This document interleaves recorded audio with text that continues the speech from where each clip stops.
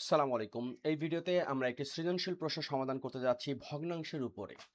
উদ্দীপকে লেখা আছে কাশেম, তামিম এবং শামীম ৩ জনের ওজন যথাক্রমে ৫৭ কেজি, ১২৫ সমস্ত ৩/১০০ গ্রাম, ৫১ কেজি ১২০ সমস্ত ৪/২৫ গ্রাম, ৫০ কেজি ১১০ সমস্ত ৭/৫০ গ্রাম। অনেক কথা, কিন্তু প্রথম প্রশ্নে আমাদেরকে বের করতে হবে একটি সরল অঙ্ক। লেখা আছে, সরাসরি লিখে ফেলি, ৩/১০০ যোগ ৪/২৫ যোগ ৭/৫০। এই ধরনের অঙ্ক বা ভগ্নাংশ সরল করার নিয়ম কি? এই যে আমাদের হর আছে, এই হরের একটা লসাগু বের করতে হবে। ১২৫ এবং ৫০ ২ দ্বারা ভাগ করলে ৫০, এখানে ২৫, এখানে ২৫। তারপরে ৫ দ্বারা ভাগ করলে ১০, ৫, ৫। আবারও ৫ দ্বারা ভাগ করলে ২, ১, ১। তার মানে ৫ দোকানে ১০, ৫ দশে ৫০, ৫০ দোকানে ১০০। আমাদের লসাগু হচ্ছে ১০০। ১০০কে ১০০ দ্বারা ভাগ করলে ১, ৩ ১ ৩। ১০০কে ২৫ দ্বারা ভাগ করলে ৪, ৪ ৪ ১৬। ১০০কে ৫০ দ্বারা ভাগ করলে ২, ৭ দোকানে ১৪। তাই তো? এখন পর্যন্ত ঠিকঠাক। এরপরে আমাদের কি কাজ করতে হবে? আমাদের যেটা করতে হবে সেটা হচ্ছে, এখন যোগ করি, ১৬, ১৪, ৩০ আর ৩ ৩৩। ৩৩/১০০ হচ্ছে গিয়ে আমাদের এই সরলের মান। ক নাম্বার ডান। খ নাম্বার প্রশ্নটা একটু বুঝতে হবে। বলছে উদ্দীপকের মিশ্র ভগ্নাংশগুলোর প্রকৃত ভগ্নাংশগুলোকে মানের অধক্রম অনুসারে সাজাও।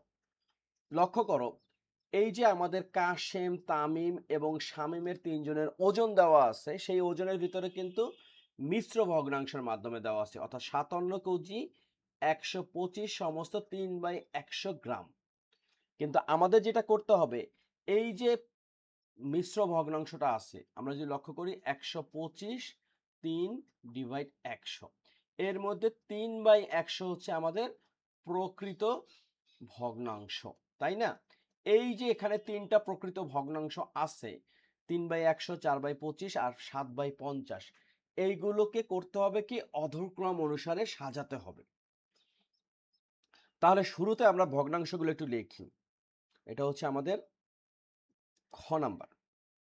লেখা আছে প্রশ্ন অনুসারে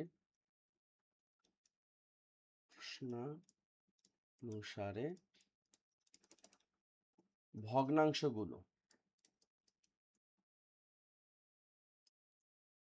সেটা কি কি? ৩/১০০, তারপরে হচ্ছে ৪/২৫, এরপর হচ্ছে ৭/৫০। গেল একটা। নিয়ম কি? নিয়ম হচ্ছে গিয়ে এই ভগ্নাংশগুলোকে আমাদের সমহর বিশিষ্ট ভগ্নাংশ বানাতে হবে। তো শুরুতে আমরা লিখতে পারি যে তাহলে, বা ভগ্নাংশগুলোর ভগ্নাংশগুলোর হর। হর কি কি আছে? ১০০ আছে, ২৫ আছে, ৫০ আছে, এর লসাগু। ইতিমধ্যে আমরা এই ৩/১০০, ৪/২৫, ৭/৫০ অর্থাৎ ১০০, ২৫, ৫০-এর লসাগু বের করছি। কেন? কারণ আগের অঙ্কে আমাদের একটা সরল করতে হয়েছিল। লসাগু কত হয়েছিল? ১০০। তাহলে সরাসরি লিখে দিই ১০০। এখন আমরা সমহর করতে গেলে কি করা লাগবে? এই হলো আমাদের ৩/১০০। আমাদের তো ১০০ হতে হবে হর, যেটা অলরেডি আছে, অর্থাৎ ১০০কে যদি আমরা ১ দ্বারা গুণ করি ১০০ই হবে। আবার ৩কে যদি আমরা ১ দ্বারা গুণ করি ৩ হবে। এরপরে কত আছে? ৪/২৫, ৪/২৫। তাহলে কি করতে পারি আমরা? আমাদের হর হবে ১০০, ২৫ গুণ হবে ৪, ৪/২৫ ১০০, আর ওইদিকে ৪ ৪ ১৬। এরপরে কি হবে? ৭/৫০, ৭/৫০। তাহলে এখানে আমাদের হর হবে ১০০, অর্থাৎ ৫০ গুণ ২, এদিকে ৭ গুণ ২, ৭ দোকানে ১৪। এই হলো আমাদের কি? নতুন ভগ্নাংশ। এখন এই ভগ্নাংশের মাধ্যমে কিন্তু আমরা বুঝতে পারবো যে কোন ভগ্নাংশটা বড় কোন ভগ্নাংশটা ছোট। আমরা জানি যে সমহর বিশিষ্ট ভগ্নাংশের যার লব বড়, সমহর বিশিষ্ট ভগ্নাংশের বৃহত্তম লব হচ্ছে বড় ভগ্নাংশ, তাই না? তাহলে এখানে সবচেয়ে বড় কোনটা? তাহলে আমরা লিখতে পারি সমহর বিশিষ্ট, তাই না? সমহর বিশিষ্ট ভগ্নাংশ গুলোর হর তুলনা করে পাই। হর হর না লব, লব তুলনা করি, কারণ আমরা জানি যে যা লব বড় সেটাই বড়। লব তুলনা করে পাই, লব তুলনা করে পাই। সেটা কি বড় কোনটা? 16। তার থেকে ছোট কোনটা? 14। তার থেকে ছোট কোনটা? 3, তাই না? সুতরাং সুতরাং তাহলে কি আসতেছে? 16/100। তাহলে আসতেছে এখানে 14/100। তারপর আসতেছে 3/100। এখন আমাদের মূল উত্তর যে প্রকৃত ভগ্নাংশের মানের অর্ধক্রম অনুসারে সাজাই। তাহলে লিখতে পারি যে ভগ্নাংশগুলোর, এটা কিন্তু নিচের লাইনে হবে, ভগ্নাংশ গুলোর মানের অধক্রম অনুসারে অনুসারে অনুসারে সাজিয়ে পাই, সাজিয়ে পাই। তাহলে কি দাঁড়াচ্ছে? এই 16/100 মানে কত? 4/25। এটা হচ্ছে সবচেয়ে বড়। তার থেকে ছোট হচ্ছে গিয়ে 14/100 অর্থাৎ 7/50। আর সবচেয়ে ছোট হচ্ছে 3/100 বা 3/100, যা আছে তাই। এই হচ্ছে আমাদের উত্তর। এগুলো মজা আছে, একটু দেখতে বড় মনে হলেও অঙ্কগুলো করে কিন্তু মজা আছে। তাহলে ক এবং খ ডান। এখন আমাদের যেটা করতে হবে সেটা হচ্ছে 3 জনের মোট ওজন কত। তো চলো বের করে ফেলি। গ নাম্বার, 3 জনের মোট ওজন কত। তাহলে লিখতে পারি এইভাবে,